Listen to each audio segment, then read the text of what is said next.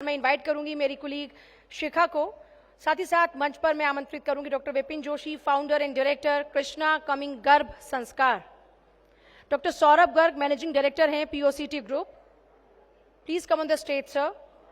Doctor Anand Bansal medical director Shri action Balaji medical institute and action cancer hospital. Over to you शिखा।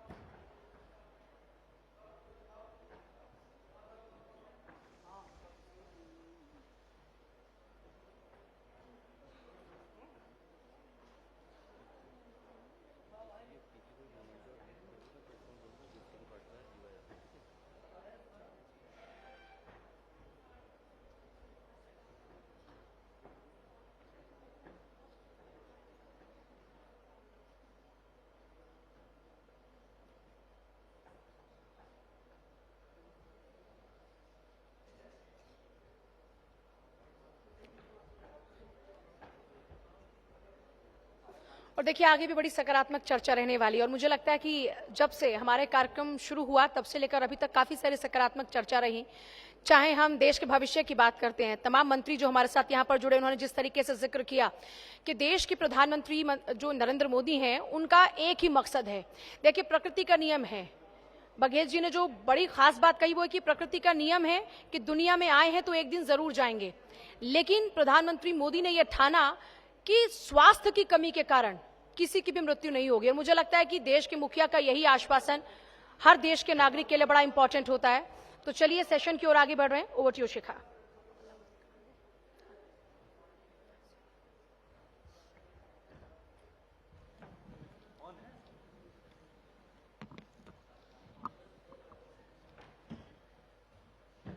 बहुत बहुत स्वागत है sir आप सभी का। और हम बहुत खुश नसीब हैं कि आज इस मंच का हिस्सा आप इस वक्त हैं, क्योंकि जब हम यहाँ से ये यादें समेट कर ले जाएंगे तो बहुत कुछ सीख करके भी जाएंगे।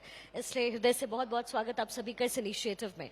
और सबसे पहला सवाल मेरा प्रोफेसर विपिन जोशी जी आपसे है। और पहला सवाल इसलिए भी क्योंकि आईआईटी में रहना और आईआईटी का हिस्सा होना और उसके बाद टफेस्ट एग्जामिनेशंस को क्रॉस करके आप जिस तरीके से पॉजिटिव प्रेगनेंसी यानी गर्भ संस्कार जैसे एंशिएंट इंडिया साइंस के स्पिरिचुअल आइडिया को कैसे आप लेकर के आए, ये आइडिया आपके पास कहां से आया? सदाशिव समारंभम शंकराचार्य मध्यमाम अस्मदाचार्य पर्यंताम वंदे गुरु परंपराम। मैम शायद मुझसे सबसे ज्यादा जो सवाल पूछा जाता है वो गर्भ संस्कार से ज्यादा भी ये पूछा जाता है कि 5 बार लगातार जोन टॉपर्स आईआईटी के और 2 बार ऑल इंडिया टॉपर देने के बाद में एकाएक ये गर्भ संस्कार जैसे एंशिएंट इंडियन साइंस की तरफ किस तरह से गए जी। तो मेरा ऐसा मानना है कि हमको साइंस और स्पिरिचुअलिज्म में अगर एक सिंगल लाइन में अगर डिफरेंस पहले समझना जरूरी है।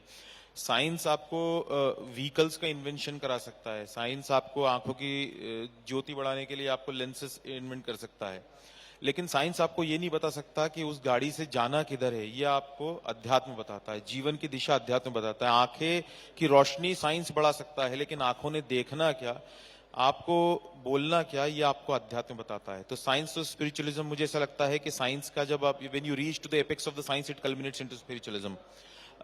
मेरी पत्नी गर्भवती थी। आपके प्रश्न पे आ रहा हूं कि एकाएक आईआईटीज के फील्ड से ये गर्भ संस्कार जैसा एंशिएंट इंडियन साइंस कैसे। तो जब मेरी वाइफ प्रेग्नेंट थी तो जो एक जनरली हम इंडियंस की अब एक साइकोलॉजी है कि अगर आपको बेस्ट छोले भटूरे इन दिल्ली भी अगर आपको देखना है, अगर आप आए तो आप गूगल करते हैं। So in the similar fashion मैंने भी ये करके देखा कि गर्भ संस्कार then I encountered with the science. एक लॉजिकल ब्रेन हमेशा से रहा साइंस पढ़ाते समय, तो मैंने उसके डीपर इनटू डिटेल्स में गया। दिन भर आईआईटी के स्टूडेंट्स को पढ़ाना और रात को जो है शास्त्रों का अध्ययन करना। कण्व शाखा के यजुर्वेदी ब्राह्मणों के परिवार से था, तो घर पे वो जो एक स्पिरिचुअलिज्म का माहौल रहता था कि जो संध्या यज्ञ यागादि होम हवन और ये सब चीजें, वेदों का पठन पाठन, तो उस दृष्टि से ग्रंथ अवेलेबल थे तो संधि मिली, ग्रंथों का अध्ययन किया। तो मुझे ये समझ में आया कि ये एक बहुत बड़ा साइंस हमारे ऋषियों ने हमें दिया हुआ था। तो मैंने ये जी। डिसीजन लिया कि पिछले 5, 6, 7, 8 साल 10 साल में साइंस की 4 किताबें पढ़ के मैंने जो सीखा है उससे ज्यादा जरूरी हजारों साल में हमारे ऋषियों ने चतुर्वेद, दशोपनिषद और अष्टादश पुराण में जो दिया हुआ है उसका भी कोई तो सार होगा। देन आई रियलाइज्ड कि गर्भ संस्कार और इस सब चीज में मैंने काम करना शुरू किया। आज मुझे खुशी है कहते हुए कि 28 से ज्यादा देशों से गर्भ संस्कार की विधा से लोग जुड़े हुए हैं और I am happy that I am spreading positive pregnancy all through the world. तो यही एक छोटी सी एक यात्रा थी गर्भ संस्कार की, कृष्णा कमिंग ऐप की स्थापना के। So this is all. इसको मैं और डिटेल में आपसे समझूंगी, लेकिन उससे पहले डॉक्टर सौरभ गर्ग जी, मेरा आपसे पहला सवाल यही कि पीओसीटी ग्रुप के बारे में कैसे आपकी शुरुआत इससे हुई, जर्नी कैसी रही आपकी? पहले तो मैं भारत 24 का हार्दिक दिल से सर, आपको स्वागत माइक करता हूं। करीब लाना होगा। मैं भारत 24 का हार्दिक दिल से स्वागत करता हूं जो आप लोगों ने हम लोग को बुलाया। और जैसा कि ये पीओसीटी का जो नाम है point of care testing services है, ये हमने एक कॉन्सेप्ट बेस पे शुरुआत करा था, क्योंकि मैंने पहले 20 साल सर्विस किया। फिर मैंने देखा जैसे भी एम्स के डॉक्टर बैठे हुए थे, ये लोग टर्सरी केयर के बारे में बात कर रहे थे, क्योंकि जो मैंने देखा कि जो हेल्थ सर्विसेज है 4D पे चलता है, doctor, drug, diagnostic and digitalisation. जी। चौथा डी डिजिटलाइजेशन अभी शुरू हुआ है। तो वहाँ पे अस्पतालों में साइंस तो थी लेकिन सर्विस का प्रेशर बहुत था। तो डॉक्टर चूंकि कम है, वो साइंस के साथ साथ सर्विस में भी इन्वॉल्व हो जा रहे थे, तो उसके इन्वॉल्वमेंट की वजह से उनके पास प्रेशर बहुत था। तो हमने एक नया कॉन्सेप्ट दिया इन हाउस कैपेसिटी बिल्डिंग का। तो जो इसमें हमने कोई प्रोडक्ट के साथ साथ में सर्विस को भी जोड़ दिया। जैसे कि गवर्नमेंट में क्या है कि पैरामेडिकल स्टाफ जो डॉक्टर्स हैं उनका तो मेन काम तो साइंस जो पे रहता है। जो पैरामेडिकल स्टाफ का जो स्किल डेवलपमेंट था वो बहुत कम है, नर्सिंग स्टाफ का स्किल डेवलपमेंट बहुत कम है। यदि आप देखोगे, अभी मैंने यूपी में देखा था, पोस्टें निकली थी, 4,500 पोस्टें निकली थी। तो 30% कट ऑफ था, 30% कट ऑफ में खाली 3,000 लोगों का सिलेक्शन हुआ, जी। क्योंकि कट ऑफ भी नहीं पूरा कर पा रहे हैं। क्योंकि हमारे जो एजुकेशन का स्तर है, स्किल डेवलपमेंट का स्तर है, वो बहुत ही अभी लो परफॉर्मिंग है। क्योंकि जो हेल्थ केयर है वो इस पे डिपेंड करता है कि पैरामेडिकल स्टाफ, नर्सिंग, जैसे भी हमारे माननीय प्रधानमंत्री जी का मैं स्वागत करता हूं कि उन्होंने मेडिकल कॉलेज के साथ साथ में हर जगह नर्सिंग स्टाफ और पैरामेडिकल स्टाफ के कोर्स के लिए भी वो शुरुआत करी है। जो कि आप डॉक्टर तो एकदम से नहीं बढ़ा सकते हो जी। लेकिन आप नर्सिंग स्टाफ, पैरामेडिकल स्टाफ को बढ़ा सकते हो, जो कि बेटर मेडिकल केयर दे सकते हैं। कि डॉक्टर पे प्रेशर बहुत है, उनको पढ़ाना लिखाना भी है और साथ ही साथ उनको क्लिनिकल वो भी देना है। तो हमने इस बात को समझा और जो डायग्नोस्टिक में मैंने लोगों का स्किल डेवलपमेंट, मैंने एक काम शुरू किया। जो भी वहाँ पे गैप्सेस थे उनको समझा कि वहाँ पे इंफ्रास्ट्रक्चर की कमी है और वहाँ पे मैन और कंज्यूमेबल की कमी है, मशीन की मेंटेनेंस की कमी है। तो हमने गैप फुलफिलमेंट के तौर पे मैंने ऐसे सर्विस प्रोवाइडर काम शुरू किया। और आज की डेट में मैं गर्व से कहता हूँ कि ये भी हमारे बघेल साहब चले गए सर, आगरा से हैं। वहाँ पे आगरा मेडिकल कॉलेज हो, चाहे यूपी के कोई भी मेडिकल कॉलेज हो, पीजीआई हो, केजीएमसी हो, वहाँ पर हम लोग स्किल डेवलपमेंट और जो है इन हाउस कैपेसिटी बिल्डिंग का काम कर रहे हैं। इवन एम्स में भी जैसे हम लोग ने एक कॉन्सेप्ट दिया कि सेकेंडरी लैब का जो है, क्योंकि क्या होता है कि 2 बजे के बाद जो है ज्यादातर जो है टर्सरी केयर में भी लैब्स बंद हो जाती हैं। उनकी अपनी खुद की लैब्स हैं, लेकिन मतलब उनकी सर्टेन टाइम तक काम करती हैं और टर्न अराउंड टाइम की बहुत जरूरत पड़ती है। जैसे पीजीआई वगैरह में हम लोग ड्यूरिंग ऑपरेशन भी 15-15 मिनट में फोन से रिपोर्टिंग करके उनको बताते रहते हैं कि डॉक्टर का जो सपोर्ट सिस्टम है वो बहुत ही जरूरी है।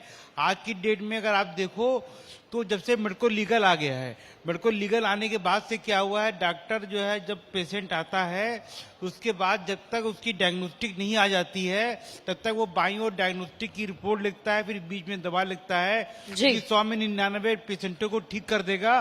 तो कहा जाएगा ये उसकी ड्यूटी थी। अगर एक पेशेंट में थोड़ी सी कमी रह जाएगी तो उसको कोई माफ नहीं करेगा जो है। तो इसके लिए वो अपने आप को सेव करने के लिए, वो मेडिकल लीगल से सेव करने के लिए वो बिना डायग्नोस्टिक की रिपोर्ट के वो ट्रीटमेंट नहीं चालू करता है। तो आज की डेट में डायग्नोस्टिक सबसे इम्पोर्टेंट पैरामीटर हो गया है। 4D में सबसे पहले डायग्नोस्टिक आ गया है, फिर डॉक्टर, फिर ड्रग, फिर उसके बाद डिजिटलाइजेशन। तो हमने इस बात को समझा और इसी बात को जो है आगे बढ़ाया। और बहुत बहुत अच्छा विजन है सर, क्योंकि इस फील्ड में काम करना इतना आसान नहीं होता है। आगे भी मैं आपसे सवाल कुछ, क्योंकि अहम सवाल है जो इससे जुड़े हुए हैं और लोगों के लिए समझना जरूरी। लेकिन उससे पहले डॉक्टर आनंद, आपसे सवाल मेरा, आजकल कैंसर से लोग बहुत ज्यादा पीड़ित हो रहे हैं, ऐसे में आपका अस्पताल कैसे इस इलाज को लेकर के काम कर रहा है? जैसे कि हम लोग जानते हैं पिछले एक दशक में पर्टिकुलरली कैंसर की बीमारी 3 से 4 गुना बढ़ी है। जहां हमारा सेंसस बताता है कि पिछले जो ये एकदम कैंसर में इतना इमर्ज हुआ है उसका सबसे बड़ा कारण हमारी जीवन शैली है, जिसमें हमारा खान पान, हमारी एक्सरसाइज ना करना, प्लस हम लोग जितने स्ट्रेस में रहते हैं, इसके कारण इंडिया में नहीं विश्व में कैंसर के मरीज सबसे ज्यादा बढ़े हैं। इसके लिए हम लोगों ने, जैसे कहा गया है, prevention is better than cure, हम लोग हफ्ते में 2 कैंप लगा रहे हैं, लोगों में जागरूकता बना रहे हैं कैसे अपनी जीवन शैली को चेंज करें, खान पान को चेंज करें, और उसी के लिए जब इनिशियल स्टेज पे डायग्नोसिस कैंसर का करेंगे तो उसमें हमें सफलता भी प्राप्त होगी।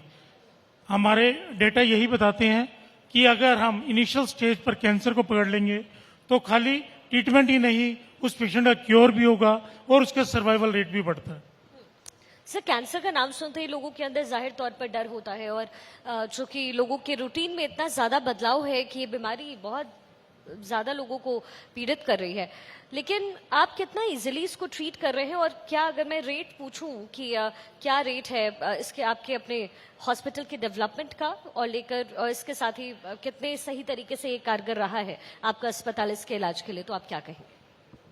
आज से 5-6 साल पहले तक ये कहते थे कि कैंसर जिसको हो गया तो बहुत ही कम सर्वाइवल रहता है, परंतु आज का डेटा ये बताता है अगर कैंसर किसी को हो भी गया इनिशियल स्टेज में तो 90% क्योर हो जाता है।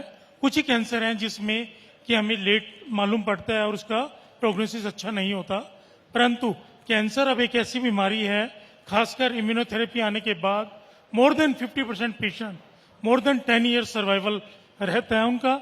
और बहुत ही अच्छी तरह से अगर अपना जीवन शैली को चेंज कर लें और शुरू में ही अपना डायग्नोसिस, थोड़ा सा भी सिम्टम्स आते हैं, अगर डॉक्टर के पास टाइम पे पहुंच जाएं तो मैं दावे के साथ कह सकता हूं कि कैंसर को काफी हद तक डॉक्टर्स ने कंट्रोल कर लिया जी। और हमारे पास मेडिसिन इतनी अच्छी आ गई हैं कि मोर देन 50% मैं इसको क्योर ही बोलूंगा, जहां हम 10 से 15 साल जीवित रहते हैं। चलिए, ये खुशी की बात है, क्योंकि कैंसर को और इस नाम को सुनते ही लोगों के अंदर बहुत डर होता है।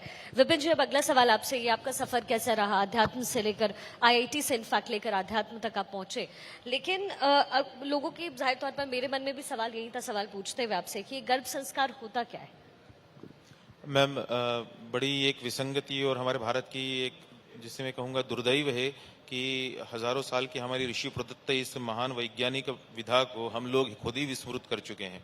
मुझे लगता है कि मुझे भी थोड़ी बहुत जिस परिमाण में सफलता मिली है, मेरा 100 करोड़ का बिजनेस, अन्य बिजनेस बहुत सारे थे, और जिसे आदरणीय प्रधानमंत्री जी 500 वर्ष की गुलामी के पश्चात 500 वर्ष के बाद में राम जन्मभूमि का उन्हें एक भगवान ने निमित्त चुना, वैसे मुझे लगता है कि कुछ कामों के लिए हम चुन लिए जाते हैं डेस्टिनी द्वारा। गर्भ संस्कार क्या है, आपके मूल प्रश्न पर मैं आता हूं। गर्भ संस्कार समझना हो तो कुछ चीजें हमें समझनी पड़ेंगी। जैसे फॉर एग्जांपल, मैं और आप, हम लोग सब सनातन वैदिक धर्मी हैं। हमारे घर में बचपन से सत्यनारायण की कथा होती थी, और सत्यनारायण कथा में स्वयं शास्त्र में भगवान कहते हैं कि उसमें जो प्रसाद बनता था वो शीरा, मतलब शायद हलवा उसको हिंदी में कहते हैं। हम हमेशा कहते थे, बचपन से सुनते आते थे कि उस दिन जो सत्यनारायण कथा बनती थी तो जो शीरे का टेस्ट आता था हलवे का, वैसे अदरवाइज बनाते तो नहीं आता, ऐसे किसी दिन टेस्ट के लिए बनाते हैं।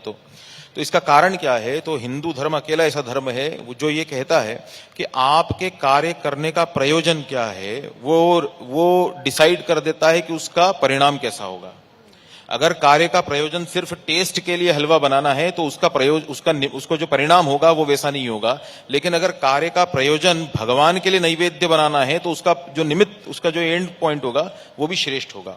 वैसे ही अभी हम जिस प्रेगनेंसी को हम इस दुनिया में समझते हैं, वो ये समझते हैं कि पुरुष और स्त्री के संसर्ग से शिशु की उत्पत्ति होती है। It is the physical discourse of the man and woman which कल्मिनेट्स into the birth of a baby. लेकिन हिंदू धर्म कहता है कि श्रेष्ठ प्रजा की उत्पत्ति के लिए जब कोई पुरुष और स्त्री उन विचारों से ही अनुप्राणित होकर किसी संसर्ग करते हैं, so when the motive of the work is already predetermined, the motive of the physical discourse is not only the sexual pleasure but then to give birth to the next greatest of the generation of the world। और इसीलिए हमारे पूर्वजों ने घोष बड़े ही confidence से किया था कि कृण्वन्तो विश्वमार्यम, हम इस संसार को श्रेष्ठ बनाने के लिए जन्मे हैं। तो पहला जो गर्भ संस्कार का है वो लॉजिक ये कहता है कि आपके कार्य का करने का कारण क्या है वो वो निर्धारित कर देगा कि आपका फाइनल प्रोडक्ट क्या होगा। दूसरा ये है कि अगर आप किसी 2 साल के बच्चे को ध्यान से देखेंगे तो एक 2-3 साल का बच्चा अगर आपके घर पे आप देखेंगे तो वो आपको हर रोज इमिटेट करने की कोशिश करता है। अगर आप एक कॉम्ब लेके कंघी करेंगे तो वो भी देखिए अगले दिन कॉम्ब करना शुरू कर देगा। और वैसे इसका मतलब ये होता है कि हम ये मानते हैं कि एक छोटे बच्चे का 2 साल 3 साल के बच्चे का सीखने की ललक और सीखने की इच्छा शक्ति ये एपेक्स पे होती है। आप किसी एक 70 साल के बुजुर्गों को देखिए कि जावास्क्रिप्ट सीख के दिखाए तो वो न तो उसमें कोई एबिलिटी टू लर्न भी शायद उतनी बची है और विश टू लर्न भी उतनी नहीं बची है। तो हम शायद ये स्वीकार कर रहे हैं कि जितनी कम उम्र मनुष्यों की होती है उसमें एबिलिटी टू लर्न और विश टू लर्न सुप्रीम पे होती है। हिंदू धर्म इसको थोड़ा सा आगे जाके कहता है कि ये एबिलिटी टू लर्न और विश टू लर्न ये जन्म के पश्चात नहीं, ये जन्म के पहले सुप्रीम पे थी जब वो गर्भ में था। और हम उसको कैसे वेस्ट करते हैं? कैल्शियम और आयरन की गोली खाना गलत नहीं है, हमारे आज के डॉक्टर भी ऋषियों की अवतार में हम मान के चलते हैं, लेकिन क्या सिर्फ कैल्शियम और आयरन की गोली खाकर ही हम उस शिशु की पुकार को एंड नहीं कर रहे हैं? क्योंकि उस बच्चे की सीखने की इच्छा शक्ति और उसकी एबिलिटी जब सुप्रीम पे थी तब मां ने सिर्फ कैल्शियम और आयरन की गोली और सोनोग्राफी कराई, इसके अलावा कुछ नहीं किया। तो गर्भ संस्कार का तीसरा ये कहता है साहब आपको कि अगर मान लीजिए आपको कोई काम करना है तो श्रेष्ठ जगह क्या है। यू आर एन एंकर ना, मैं आपको कई बार टीवी पे रोज ही देखता हूं। आपको अगर अपनी रिपोर्ट्स तैयार करनी है तो आप ऑफिस के शायद एक शांत केबिन को चुनेंगी, दिल्ली पहाड़गंज को नहीं। यानी आप ये कहना चाहती हैं कि शांत जगह किसी चीज के सीखने के लिए श्रेष्ठ एम्बियंस क्रिएट करता है। तो मुझे बताइए कि माँ के गर्भ से ज्यादा शांत जगह किसी के लिए कौन सी थी? Definitely. न दुनिया का गम था, न रिश्तों के बंधन थे। और उसकी अगली चीज भी अगर मैं आपसे पूछूं कि अगर मैं आपको हिमालय में भी बिठा दूं बिल्कुल एक शांत रिजॉर्ट में या गुफा में, तो भी अगर आपका कल किसी से झगड़ा हुआ है या फैमिली में कुछ इश्यूज चल रहे हैं या आपका कोई और इश्यू चल रहा होगा, तो वो हिमालय की शांत गुफा भी आपके मन को शांत नहीं दे पा रही है। लेकिन जब माँ के गर्भ में वो शिशु था तो उसको कोई गम नहीं था। तो भगवान ने, प्रकृति ने ऐसी व्यवस्था करके रखी है कि सीखने की ललक, सीखने की इच्छा शक्ति सुप्रीम पे, एपेक्स पे गर्भ में दे के रखी थी। स्थान वो माँ का गर्भ था और हमने उसको वेस्ट किया। आखिरी तर्क, और अब हम आगे और भी लोग हैं, गर्भ संस्कार का आखिरी तर्क ये कहता है, जो आधार हमारे शास्त्र देते हैं वो ये देते हैं कि हम माँ से यदि किसी शिशु को रक्त मिला, अगर मान लीजिए कोई लेडी के पेट में अगर कोई शिशु पल रहा हो तो उसे रक्त की पूर्ति मां से हो रही है, उसे भोजन की पूर्ति मां से हो रही है, उसे पानी की पूर्ति अगर मां से हो रही है, यदि सभी चीजें मांस, मज्जा, बोन्स अगर सब कुछ उसको मां से हो रहा है, तो हिंदू धर्म ये कहता है कि मनुष्य और पशुओं में एक ही तो अंतर है। अदरवाइज तो आहार निद्रा मैथुन च, हम सभी वो भी आहार निद्रा और मैथुन करते हैं, पशु और हम भी वही करते हैं। लेकिन हिंदू धर्म कहता है कि मनुष्यों को एक चौथी चीज देकर रखी थी जो पशुओं से उसको अलग कर देती थी, और वो था बुद्धि। और बुद्धि का मतलब विजडम नहीं होता, बुद्धि का मतलब होता है सही और गलत में भेद करने की निरक्षीर विवेक। तो ये विवेक अगर मनुष्य को दे के रखा था, तो मां से अगर बाकी चीजें जीवनोपयोगी अगर गर्भ में ही उसको सप्लाई हो रही है, तो ये कैसे संभव है कि श्री भगवान ये चीज भूल जाएं कि बुद्धि अर्थात विवेक भी उसी समय उस शिशु के अंदर जाए। तो गर्भ संस्कार को यदि एक लाइन में कहना हो, so it's simple, if you want to program your child, अगर आप श्रेष्ठ प्रजा उत्पत्ति चाहते हैं जैसा कि शास्त्र लिखते हैं, तो गर्भ संस्कार उसकी एक वैज्ञानिक 360 डिग्री होलिस्टिक विधा है। पूरा रात बोल सकता हूँ, लेकिन मुझे लगता है नहीं, मैं समझ रही हूँ, और समझ में इसलिए भी पा रही हूँ क्योंकि इससे मुझे महाभारत का वो प्रसंग याद आ गया जिसमें अभिमन्यु को चक्रव्यूह भेदना सिखाते, लेकिन उस समय उनकी माँ सो जाती है, तो फिर आखिरी पड़ाव पे कैसे पहुंचना है वो सुन नहीं पाते, और यहाँ चक्रव्यूह में वो हार जाते हैं, फंस जाते हैं। हाँ, ये मुझे प्रसिद्ध प्रसंग हुआ याद इसलिए है। पता है, हाँ, अदरवाइज तो शास्त्रों गर्भ से ये शिक्षा मिलती है, बहुत खुशी भी मुझे ये जानकर। और मैं दरख्वास्त आप सभी से ये भी करना चाहूंगी, आप सभी ने 3 इडियट्स का वो डायलॉग सुना है कि जहां भी जिस भी क्लास में समय मिले बैठ जाओ, क्या पता कहीं से कुछ सीखने को मिल जाए। सौरभ जी, अब आपके पास आते हुए, इन्वेस्ट अप मेन, आप इसमें आप इन्वेस्ट करने का या इन्वेस्टमेंट करने का क्या कुछ प्लान अभी आपके पास तैयार है? मैडम, जैसे हम लोग ने ये देखा कि जो कोरोना के दौरान ये हम लोग ने ये पाया कि जो मेडिकल डिवाइसेस की बहुत कमी थी, मेडिकल डिवाइसेस की एक्सपोर्ट बंद हो गया था, आपके एयरपोर्ट बंद थे, बाहर से इंपोर्ट बंद था, तो उस वजह से हम लोग ने बहुत लोगों को खोया। तो जैसा हमारे माननीय प्रधानमंत्री जी ने कहा है मेक इन इंडिया करने के लिए, और जिससे कि हम आत्मनिर्भर भारत बना सकें, उसके लिए हम लोगों ने पूरा इको सिस्टम के लिए यूपी में मेडिकल पार्क में अभी 500 करोड़ का इन्वेस्टमेंट का प्लान किया है, शुरुआत कर दी है मैंने। जो है काफ़ी मशीनें मैंने डायग्नोस्टिक की मेक इन इंडिया बना ली है, जो कि इंडिया में नहीं बनती थी। कोरोना की सबसे पहले RT-PCR किट और RNA एक्सट्रैक्शन किट भी मैंने बनाई थी जो है। और उसको मैंने सबसे ज्यादा ये इंडिया में सप्लाई किया था। आपको याद हो शुरुआत में 1500 रुपए किट आती थी, बाद में इसका दाम 15 रुपए तक आ गया था जो है। इतना ज्यादा जो है जब मेक इन इंडिया हुआ तो इतना दाम इतना गिरा, 1500 से 15 रुपए तक का सफर तय हुआ जब हम लोग ने भी उसका जो है रॉ मटेरियल इंडिया में बना लिया। तो ये तो इसलिए अगर हम चाहते हैं कि जो भी हमारे पास जो मिनिमम रिसोर्सेस हैं, जैसा कि हमारे माननीय मंत्री जी ने बताया कि जो हम लोग ने 3 गुना और 4 गुना बजट किया है, कि हमारी जनसंख्या को देखते हुए ये बजट भी कम है, तो हमको अपनी कॉस्टिंग और अफोर्डेबिलिटी को भी लाना पड़ेगा। अगर हमें बाहर पे देश पे डिपेंडेंसी कम के यदि हम मेक इन इंडिया कर लेते हैं, जो सर ने बताया कि एक लोगो लगा लेने से दवाओं पे या फिर जो है कपड़े पे ब्रांडेड कपड़ा पहन लेने से उसका दाम 10 गुना बढ़ जाता है। यदि वो अगर हम क्वालिटी मेंटेन करें, अगर मेक इन इंडिया करें, तो हम लोग जनरिक मेडिसिन की तरह से मेडिकल डिवाइसेस में और हम लोग डायग्नोस्टिक में कॉस्टिंग को, जैसे हम लोग ने कोविड में लेके आया 1500 रुपए से 15 रुपए तक का सफर तय किया, वैसे बाकी मेडिकल डिवाइसेस पे भी कर सकते हैं। इसी पे हम लोग काम कर रहे हैं, इकोसिस्टम पूरा डेवलप कर रहे हैं। डायग्नोस्टिक फैसिलिटी को, जो शुगर टेस्ट पहले अस्पतालों में 30-40 रुपए का पड़ता था, आज मैं 3-4 रुपए में करके दे देता हूँ। यूरिया किडनी सिंगल डिजिट में करके दे देता हूँ। तो ये अफोर्डेबल बनाने का एक प्रयास है मेक इन इंडिया में। अगर ये अफोर्डेबल बन जाएगा तो जेनरिक दवा की तरह से सबके लिए प्रिवेंटिव केयर में ये इजीली अवेलेबल होगा। और सोच जो है वो सक्सेस की तरफ जरूर ले जाता है, इसलिए शुभकामनाएं भी आपको मेरी तरफ से। आनंद जी, आपसे सवाल मेरा ये कि आप बीमारी का इलाज तो करते ही हैं, लोगों को शिक्षित भी करते हैं, तो इसके लिए क्या विशेष तौर तरीका आप अपनाते हैं, आपका अस्पताल अपनाता है? यहाँ Shri Balaji action medical institute and action cancer hospital में आपको अंडर वन रूफ सभी बीमारियों का इलाज मिलता है।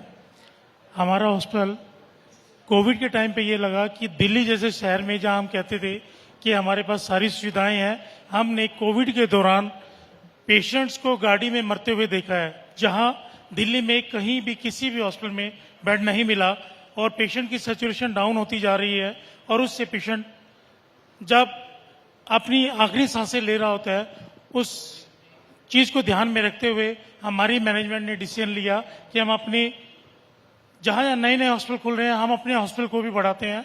अभी Shri Balaji action medical institute 300 bed से 1000 बेड का होने जा रहा है, और कैंसर हॉस्पिटल 150 बेड से 500 बेड का। अगले 2 साल में हम इसको लोगों की सेवा के लिए समर्पित कर देंगे। और ये 1500 बेड का हॉस्पिटल, जहां एक ही छत के नीचे आपको सब तरह से सुख सुविधाएं मिलेंगी, वहां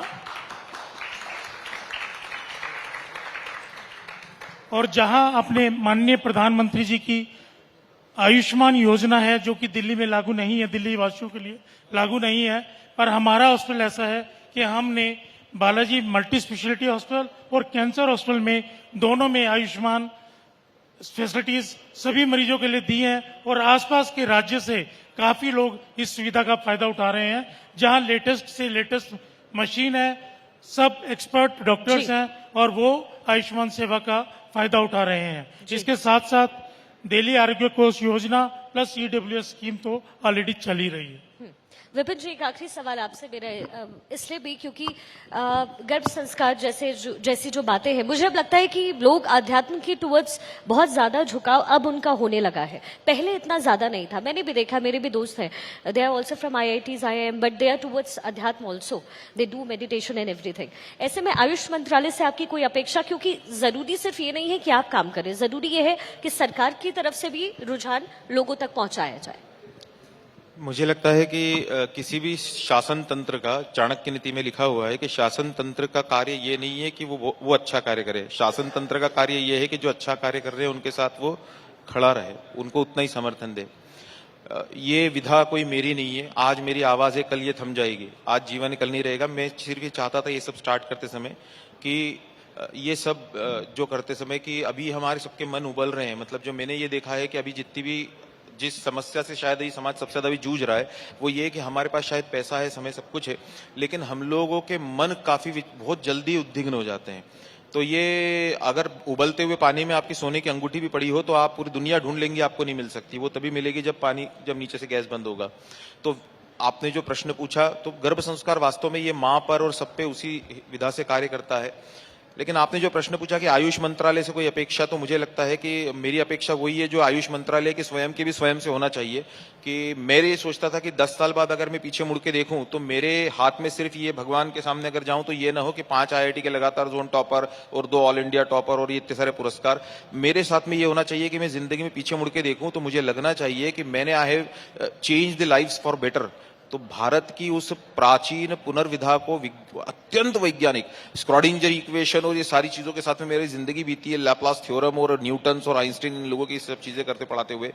मैं सिर्फ आयुष मंत्रालय से यही चाहता हूं और यही अपेक्षा रखता हूं अगर कभी हो तो, कि वो इस विधा को पुनर्जीवित करने के लिए जो कर सकता हो मदद वो करने का प्रयत्न करे। इसे अस्पतालों में, या हम सर लोग बैठे ही हुए हैं यहाँ पर, जितने भी मेडिकल फ्रेटर्निटी के लोग हैं, क्योंकि they are also in unison with this very fact कि Yes. माँ को उस 9 महीने तक पॉजिटिव रखिए। देखिए, जब हमारे पहले भी परिवारों में कोई लड़की गर्भवती होती थी तो कहा जाता था कि रामायण पढ़िए, भगवत गीता पढ़िए, जी। और अब medical science is completely in unison. पहले मेडिकल साइंस शरीर और मन को उतना कोरिलेटेड कॉन्सेप्ट नहीं मानता था, लेकिन अब आप देखेंगे कि शरीर का मन पे और मन का शरीर पे असर पड़ता है। ये मेडिकल साइंस अब बहुत जोर शोर से मान रहा है। Definitely. बड़े बड़े फिल्म स्टार आत्महत्या कर रहे हैं, इसका मतलब ही ये चीज दिखा रही है कि सब कुछ चीज वो नहीं है।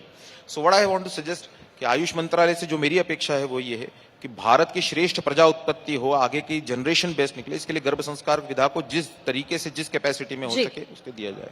ठीक है, बहुत बहुत शुक्रिया सर आप सभी का इस मंच का हिस्सा होने के लिए। Thank you so much for being with us.